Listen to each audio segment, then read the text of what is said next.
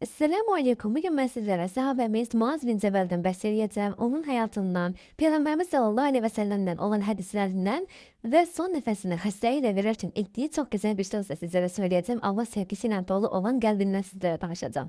Muaz bin Cəbəl 18 yaşında iman gətirmişdir. Artıq 22 yaşından da döyüşlərə qatılmışdır. Peyğəmbərimiz sallallahu əleyhi və səlləm onun haqqında alimlərin imamı demişdir. Çünki Muaz bin Cəbəl çox böyük bir alim olmuşdur. Həyatında əqaiddir, siyərdir, təfsir, fiqh, istihat kimi sahələrdən çox dərin bir elm sahibi olmuşdur. Həmçindəki halal haram elmi, fətva vermə, Quran təlimi və dəvət sahələrində də çox böyük xidmət göstərmişdir. İnsan bunlar saydıqda elə düşünür ki, hə, çox böyük bir ömür yaşamış, 90-100 il yaşayıbdır ki, bütün ömrünü bunlar sığışdırıb insana gəlir. Halbuki 35 yaşında vəfat etmişdir. Said Nursi Həzrətlərinin də dediyi kimi ömrü çox bərəkətli, çox gözəl keçirmişdir. Allah bizləri də onun ömrü kimi bərəkətli eləsin. Bədir döyüşündə də iştirak etmişdir. Artıq 28 yaşı olduğundan çox üstün zəkasına və alimliyinə görə Peyğəmbərimiz sallallahu əleyhi və səlləm onu Yəməndə valid vəzifəsini vermişdir. Peyğəmbərimiz ona Yəmənə vəli təyin etdikdən sonra ona bəzi suallar vermişdir ki, sən orada vəli olduğun zaman, bir hadisə ilə qarşılaşacağın zaman nəyə görə hökm verəcəksən? O deyir ki, Quran üzrə hökm verəcəm. Bəs sonra deyir ki, Quran üzrə olmasa nə ilə hökm verəcəksən? Sonra deyir, sünnət ilə hökm verəcəm. Əgər sünnətdə də olmasa nə ilə hökm verəcəksən deyə soruşduğunda isə öz rəyinlə istihad edəcəm deyə Rəsulullah bildirmişdir. Rəsulullah da onun bu cavabından çox məmnun qalmışdır. Peyğəmbərimizin çox-çox sevdiyi gözəl bir insan olmuşdur Muaz bin Cəbəl. Hətta bəzən Muaz bin Cəbəl bağda işlədiyi zaman onu görmək üçün getmişdir.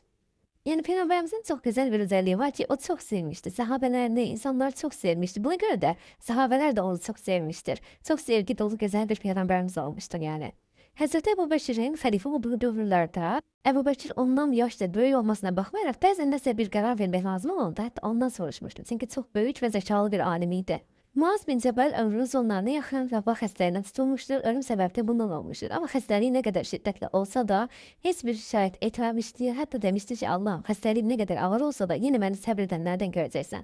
Və bir ara xəstəliyi çox şiddətləndiyi arada da onun boğazı sanki boğulacaq vəziyyətə gəlmişdi. Bu zaman da onun çox gözəl bir söz duası var. Onu sizlərə oxumaq istəyirəm. Allahım, istər boğazımı sıx, istər nəfəsimi bitir, istər canımı al. İzzətinin haqqı üçün səni çox sevirəm.